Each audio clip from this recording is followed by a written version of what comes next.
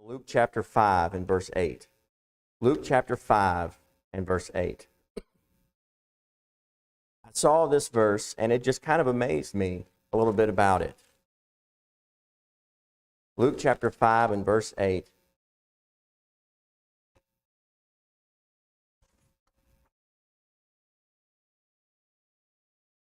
We'll just read this verse in verse 8. Luke chapter 5, verse 8 first, and then we'll look at it a little bit more. It says, when Simon Peter saw it, he fell down at Jesus' knees, saying, "Depart from me, for I am a sinful man, O Lord." I had read this chapter, and I'm reading this chapter, and I got to that verse, and then I thought, wait a minute, that was Peter. Then I had to stop and think, I didn't remember this story. I didn't remember this account. Why did he drop at his knees? Because the Lord blessed with fish, right? I mean, the boats were sinking. And Moses, I've been messing up on names all day today.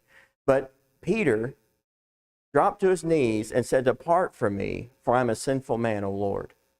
And I was preparing a message to talk about why that Peter said he was a sinful man. And looking at that, and I had the message all prepared Saturday for Sunday night. And I preached Sunday morning's message, and then I was getting ready for Sunday evening's message after I ate and took my little nap, and I went over to the office, and it began to crumble. All my notes began to, I don't know, y'all have been teaching the lessons and the classes, and you've filled in for Dad, and you understand if that's happened to you, that you have your notes. You have everything ready, and all you're going to do is just fine-tune it. And you open it up, and they begin to fall apart. And they begin to go away. And so you begin to pray really hard about, Lord, they're expecting something. And I want to give them what you want me to give them. And as I sat there and I thought about this, I could not get away from the fish. That just intrigued me, the fish, with Peter. And then what I did is I laid back in my chair, sat there a minute, closed my eyes, and just began to pray about the fish and think about the fish. What does the fish have to do with Peter? I thought, wait a minute. Fish has a lot to do with Peter. Peter has fish in his life all through it. So then I looked back that's what we want to talk about tonight. And what I began to realize, sitting there in my office, is, wow, the Lord used fish to get to Peter. And that's Peter's past, is fish. It's fishing and working and doing all of that. And then I began to think about my life and how that I have a past. And I thought about all the people in the church. They all have pasts. And did you know, it's kind of neat to think about that my brother and my two sisters and me, we all have a past. We were raised by the same people. But did you know that our pasts are different? Why? We were raised by the same parents, but did you know that the parents that raised my brother when he was born were different when I was born? They were different. Why? Because they'd grown. They'd learned some things. He had taught them some things. I learned some things from him on what not to do, right? We learn as we grow. And I began to look at this and see this in Peter, and the Lord is trying to tell Peter something. Not just here. He's showing him who he is. But if you look at this scripture here, it's really neat, I think, because starting in verse 1,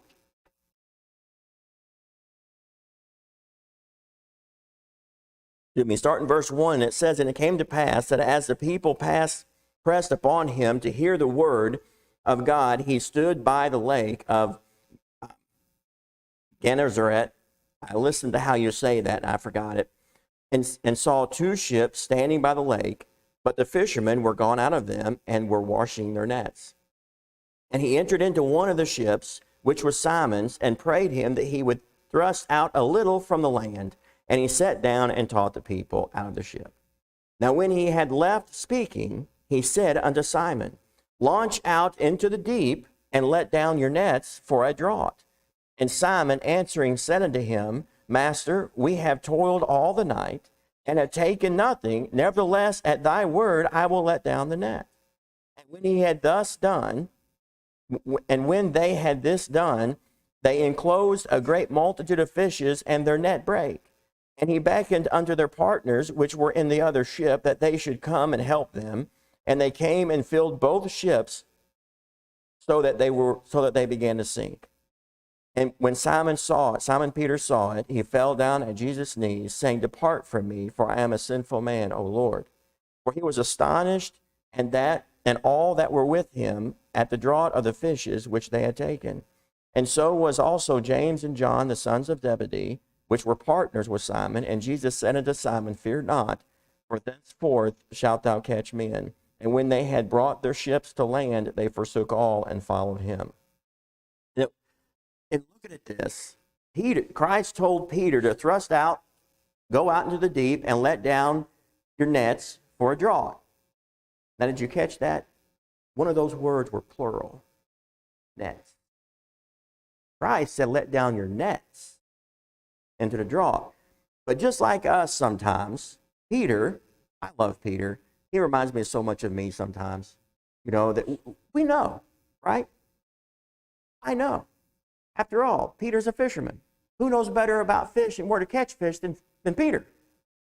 Maybe the God that made the fish, right? So Peter tells Christ, he says, Master, which that is a neat word, because you know what that word means? It means teacher.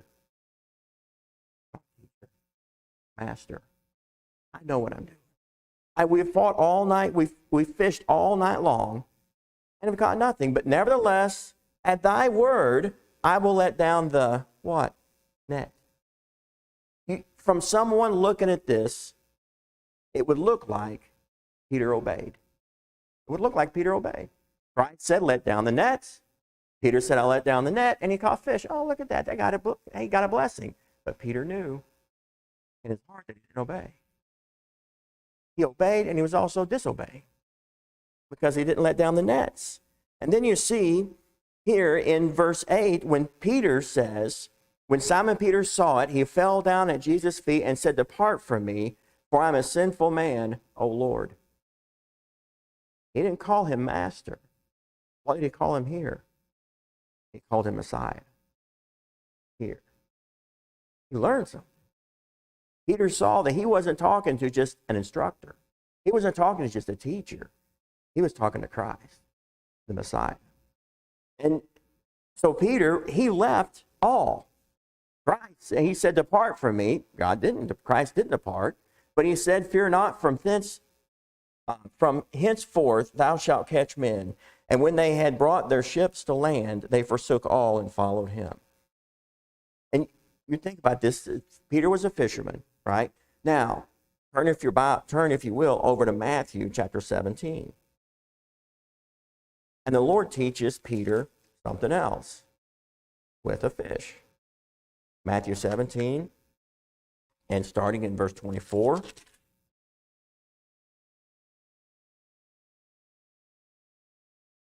Matthew 17 and verse 24. It says here, when they were come to Capernaum, they that received tribute money came to Peter and said, Doth not your master pay tribute? He saith, Yes. And when he was come unto the house, Jesus prevented him, saying, What thinkest thou, Simon? Of whom do the kings of the earth take custom or tribute? Of their own children or of strangers?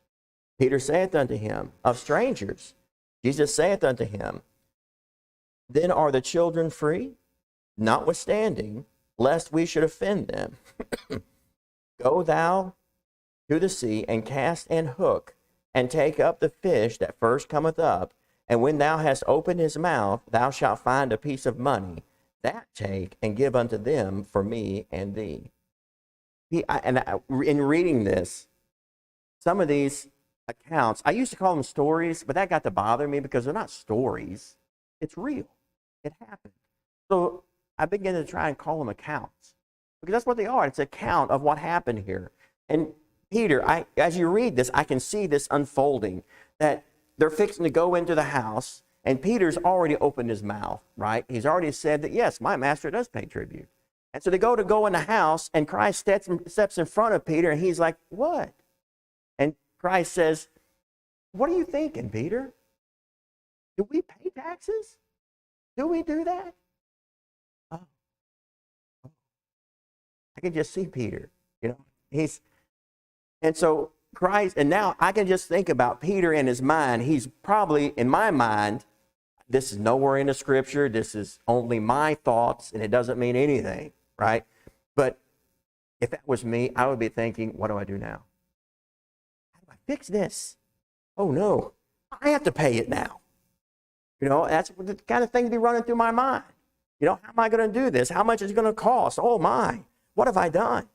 And Christ says, tell you what, here's what you do, Peter. Go down and throw a hook into the sea. And the first fish you catch, reach into its mouth, pull out the coin, and then go pay our taxes for you and me. With the fish, what is Christ teaching Peter here? Trust me. Trust me. Now Peter owes this. He owes this. Now, how's he going to pay it?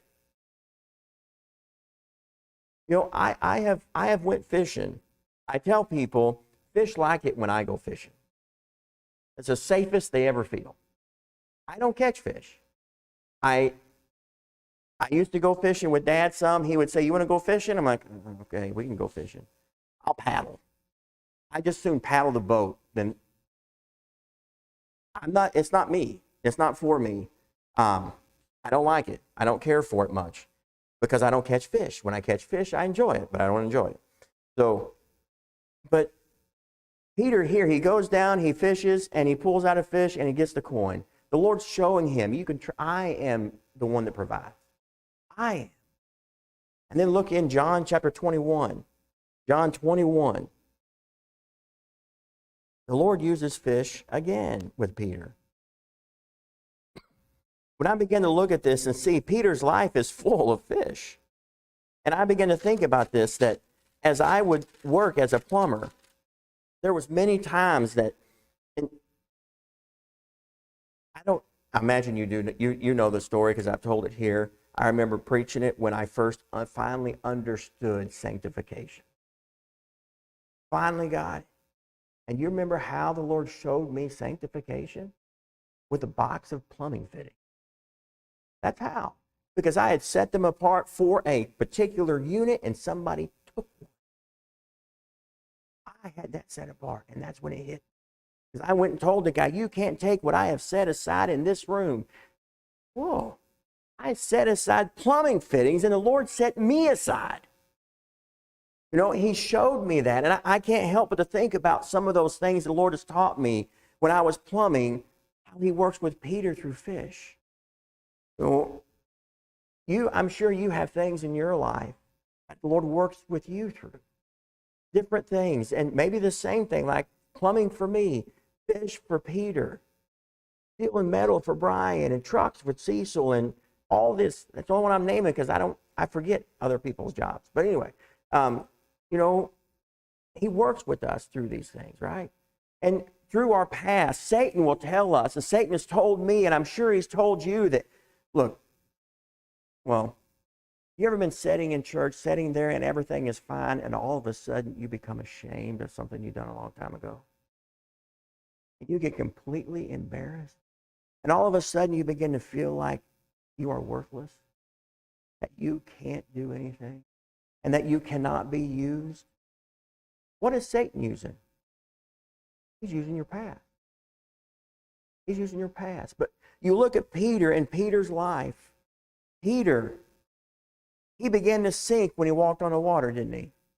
And a lot of times that's what we think about. When we think of Peter, we think of two things. He sank and he doubted. But tell me, which one of you in a storm would have asked Christ to bid you come? I don't want to be out in a boat in a storm. Not a boat like that. And if Peter, a fisherman, is afraid and they think they're going to sink and they're doing everything they can, I don't even want to be outside. you think of this, that the Lord used all these things with Peter, and Peter has a past. And here in John 21, it all kind of comes to head for Peter. All of it. He uses fish again here with Peter. In John chapter 21 and verse 1, we're not going to read all of this. I don't think we are, but we might. But starts in verse 1. And after these things, Jesus showed himself again unto the disciples at the Sea of Tiberias, and on this wise he showed himself. There were together Simon Peter and Thomas called Didymus, and Nathanael and Canaan in Galilee, and the sons of Zebedee, and two others of his disciples. Simon Peter saith unto them, I go a fishing. They say unto him, we also go with thee. They went forth and entered into a ship immediately, and that night they caught nothing. And when you read over this, it doesn't really mean a whole lot, but what Peter was saying is, I quit. I'm done. And you think about all these things that has happened here to Peter and to the group, the one that they thought, the one that they truly believed was a Messiah, and he is the Messiah. He died on a cross. He was crucified. They were afraid that something's going to happen to them. They didn't know, and there's everything all uncertain, and all this is happening, and Peter says, you know what? And Peter also denied Christ 3 times. He's done. As I go a-fishing. And he goes fishing. And all that night, what happens? Nothing happens. They catch nothing. Verse 4, but when the morning was now come, Jesus stood on the shore, but the disciples knew not that it was Jesus. Then Jesus saith unto them, children, have ye any meat? They answered him, no. And he said unto them, now, you think about this. You think any of this is running through Peter's mind when he met Christ, when he was on the ship, and he said, just push off a little ways? It's almost like deja vu. You got any meat? No. You haven't. And he says, I've toiled all night long in Luke, and here he says, no. And he said unto them, cast thy net on the right side of the ship, and ye shall find. I mean, I wonder how much of this Peter's like, wait a minute. I don't know if he was or not, but I just wonder. And so they cast the net on the other side, they cast therefore, and now they were not able to draw it for the multitude of fishes. Therefore that disciple whom Jesus loved saith unto Peter, it is the Lord. And when I began to put all these together, that the Lord used fish to work with Peter, and here it is again. Peter's fishing again. He quit. This is what he's going to do from now on, and he can't do it. He can't do it. He can't catch anything. And then they catch all this because this guy on shore said to throw your net on the right side. So they did, and now they can't even pull it up because so many fishes. And John tells Peter, that's the Messiah. That's the Lord. And what does Peter do? He jumps in the water. Forget the ship. Forget the water. Forget the fish. Forget all of it. I know who that is. And I wonder how much Peter thought about that first time. When, not necessarily the first time, but when he was on the ship and he caught all those fish and the ship was sinking. And it was the Messiah. It was the Lord. Now, when Simon Peter heard that it was the Lord, he girded himself with his fisher's coat unto him, for he was naked, and did cast himself into the sea. And the other disciples came in a little ship, for they were not far from land, but as it were 200 cubits, dragging the net with fishes. And as soon as they were come to land, they saw the fire of coals there, and fish laid thereon, and bread. I love that, because what they were trying to provide at night, all night long, they couldn't. The Lord's using fish again to show them, I will provide. I will. They come to shore, and there's fish and bread on the fire. And Jesus said unto them, bring of the fish which ye have now caught. Simon Peter went up and drew the net to land, full of great fishes, 153. And for all there were so many, yet was not the net broken. Jesus saith unto them, come and dine. And none of the disciples durst ask him, Who art thou? Knowing that it was the Lord. You know, I like that phrase, come and dine. Because in my mind, you know, if I go to McDonald's, if I go to a fast food place, you know what I'm not doing? I'm not dining. I'm not. You know, if you want to dine, in my opinion, you go to a restaurant that when you walk in, you sit down, you don't get up. They come take your order. They bring you your tea. I like tea. Your tea does not go empty. If my tea goes empty, I quit dining. You know, I want my cup there. I want my tea. I want that. And they take care of me and they bring me food, right? And then I have to pay them at the end. I don't care for that part a whole lot sometimes, but you got to do that, right? But dining is something, it's special. And I can't help but to think about the 23rd Psalms, and I think it's verse 5, where he says there that thou preparest a table before me in the presence of mine enemies. Think about that. Christ told them, come and dine. Look, I've got everything you need here, right here. You toil and you work and you do all the effort, but I'll provide it all. I'll provide it. Don't trust in all this fish. Don't trust in the fishing. Don't trust in your knowledge. You trust in me. And Christ goes on here, and this is where that the Lord asked Peter, and annoys Peter here, right? Because he asked him, in verse 15, he says, So when they had dined, Jesus said unto Simon Peter, Simon, son of Jonas, lovest thou me more than these? Do you love me more than these, Peter? Who's the these he's talking about? Well, I've heard that some people, and I'm not going to argue with them about it. It can be thought about that way, I think, but about that he's talking about the apostles, the other apostles. You love me more than all of these.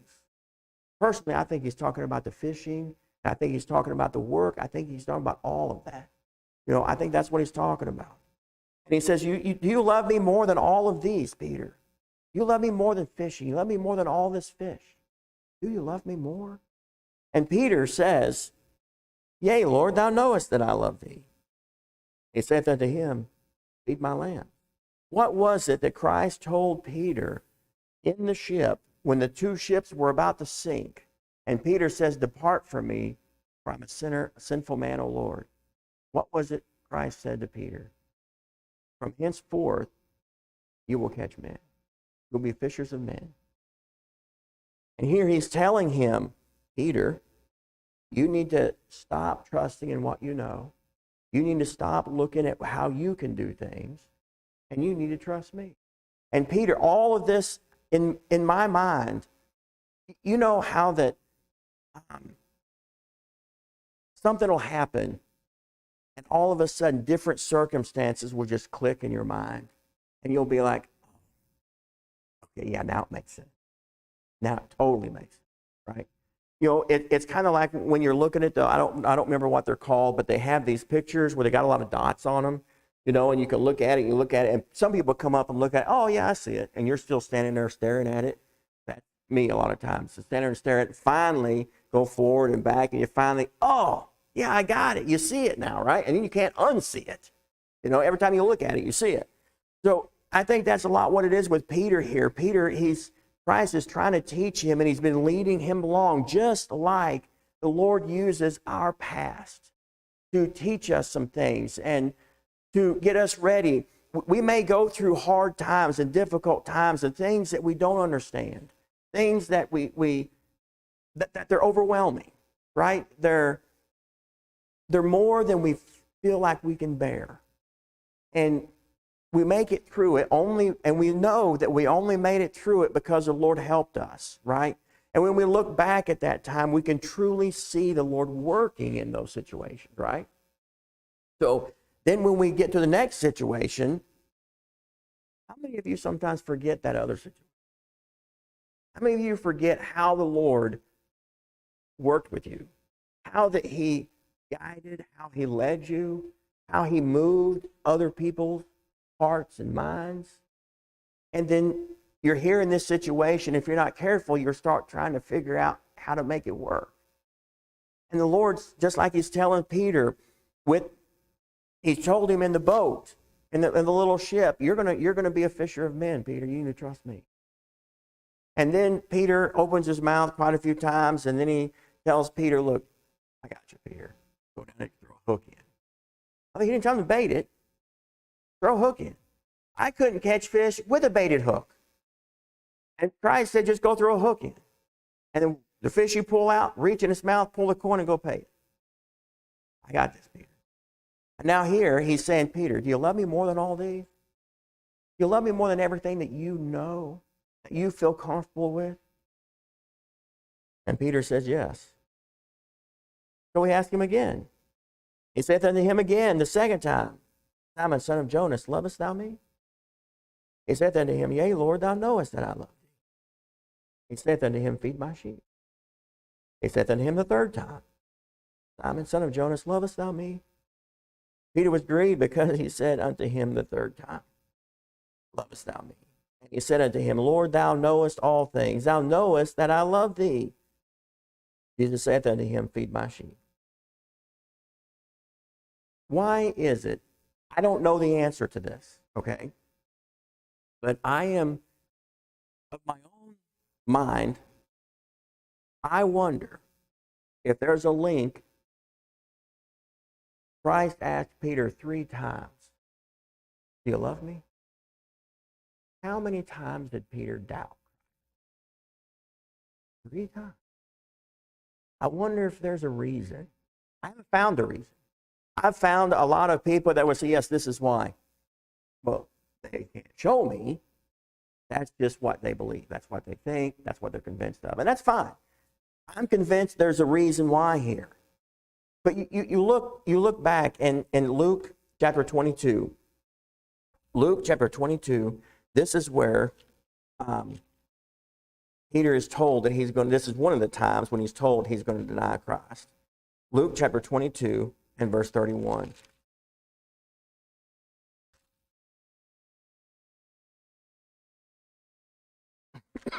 Luke 22 and verse 31, if I can get there, then.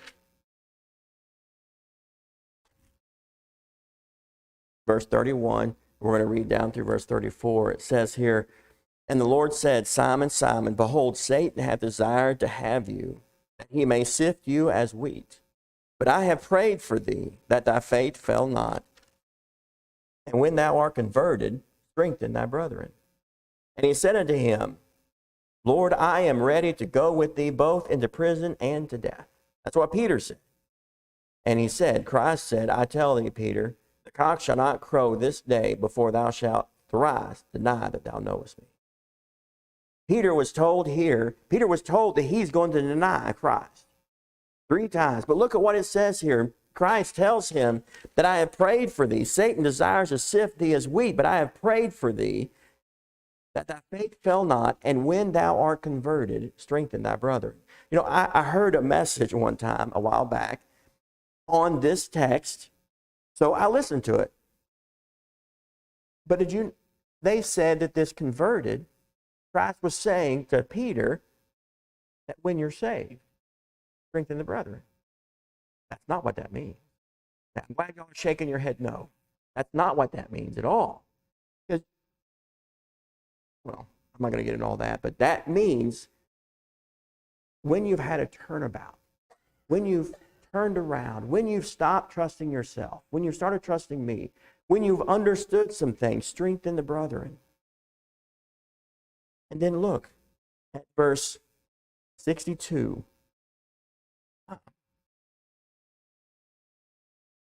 Is it verse 62? Yeah, verse 62. Well, let's read start in verse 60. And Peter said, Man, I know not what thou sayest. That's the 3rd time Peter denied Christ. That's verse 60, the 3rd time. And says, and immediately while he yet spake, the cock crew. And the Lord turned and looked upon Peter. And Peter remembered the word of the Lord, how he had said unto him, Before the cock crow, thou shalt deny me thrice. And Peter went out and wept bitterly. You think about it, put all this together. This is part of Peter's past. When we're talking about the past from John 21, this is some of that Peter he struggles with things, just like you and I do. You know, whenever I was in plumbing school, there was a kid in the class that he was outspoken. If the teacher asked a question, his hand was almost always up first. He always had the answer. Sometimes he had the wrong answer, but he was okay with that because he wanted to be the first one to answer. You know, there's people that are always that way. They're always quick. I wasn't that way. Okay? The teacher would ask a question, and matter of fact, the teacher said one time in class, he said, I got a $5 bill here. If anybody can tell me what a cubic is, I'll give you $5. Well, I know what a cubic is. It's 18 inches from the hint. Fair, right? So, and I was like, well, I know that answer. But then as soon as I got thinking I know that answer, I thought, is that the right answer? No, that's right. But I'm not sure now. So we was fixing to go on break. We went on break. I went out and I called Dad. And I said, hey, Dad, this is right? A cubic is from the tip of your finger to the bottom of your elbow, right? That's a cubic, about 18 inches, 18 to 20 inches. Yeah. Why, are you in class? Yeah, I'm in class. I told him what happened. So I went back in after break and I told the teacher, a cubic is 18 inches, here and here. He didn't give me $5. He didn't give me nothing. But the whole point of the story was not that I didn't get $5. It was just that I was one of those that was apprehensive to answer in class. You know, I was. Peter's not one of those. Peter's outspoken. He's ready to give an answer. He's ready to go. And we think sometimes, man, I wish I could be more like that. I wish sometimes I could be more outspoken. But then I do. And what do I do when I become outspoken? Open mouth, insert foot. Right? So basically what I'm saying in all this, we're all different. We're not all outspoken. We're not all apprehensive. We all have doubts. We all have pasts. But what is the one thing that's in common with every one of us? The Lord uses our past to bring us to where he wants us to be. We all have regrets in our lives. We all have things that, and you look at this, Peter here, he went out and he wept bitterly. How many times do you think that Satan used that on Peter? You denied.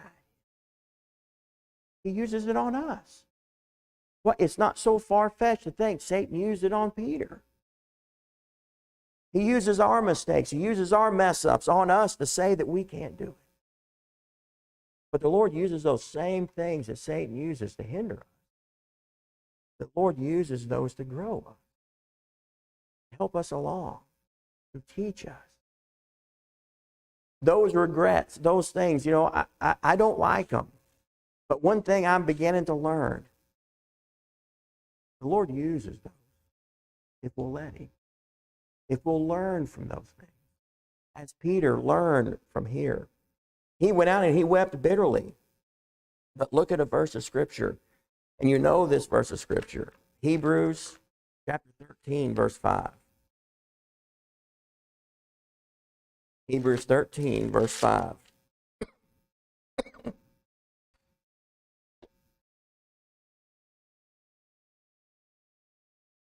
Hebrews 13, verse 5 says, let your conversation be without covetousness, and be content with such things as ye have. For he has said, I will never leave thee nor forsake thee. The Lord is always with us. He's always there. And have you looked up this phrase? Never leave thee nor forsake thee? You can look up that exact phrase. But did you know it's mentioned, I do believe, 5 or 6 times in the Bible? That phrase is mentioned. That Moses tells it to the Israelites, that in Deuteronomy, that the Lord is going to go in with you. He will not leave you nor forsake you. And then Moses tells Joshua that in front of the Israelites, that God will go with you. He will never leave thee nor forsake you. And then God, in Joshua chapter 1, The Lord tells Joshua, I will never leave you nor forsake you. David tells Solomon, as Solomon is becoming king and David is encouraging Solomon to follow the Lord, he tells them, if you will follow the Lord, trust him, he'll never leave you nor forsake you. But we are told over and over again in the Bible, the Lord's never going to leave you nor forsake you. Do we believe that? Do we? We're quick to tell other people, the Lord will never leave you nor forsake you. We're also very quick to tell people, everything happens for Romans 8:28. But how often do we forget Romans 8:28 when it's us that's going through a hard time? It's so easy to forget. But I'm mentioning all of that because when we remember, we think back on our lives, right? I can tell you some of those times in my life that I have forgotten Romans 8:28. And I've struggled until the Lord showed me, caused me to remember Romans 8:28, right? But I look back on my life now, and I can see that the Lord has used even those times when I forgot to help me be more of what he wants me to be. Just as with Peter, the Lord used Peter's past. He'll use your past to help mold and make you what he wants you to be. I think that's magnificent. I think that's wonderful when I begin to see that about the fish, that the Lord never has left me. And he uses those things in my life sometimes that I would rather forget. He uses them. Satan tries, but the Lord does. The Lord does use them. And that was an encouragement to me and a help to me to see that he's always there. And he uses those things that I would least expect him to use. He uses for me. So I hope and I pray that that'll be an encouragement to you tonight. Because we all do have those things that we regret. We have those things that we wish we wouldn't have done, that we wish we could forget. But just remember, the Lord can use even those worst times in your life to help you, to encourage you. You're here today and you're lost. You cannot save yourself. Jesus Christ is the only way of salvation. He's it. There's no other one, no other name given among, I'm not even going to try to quote that because I already messed it up. No other name among, not going to do it. So, but Jesus Christ is the only answer. He's the only way. I prayed every prayer I knew to pray, and those did not save me. A prayer won't save you. Only Jesus Christ can save you. Only he will.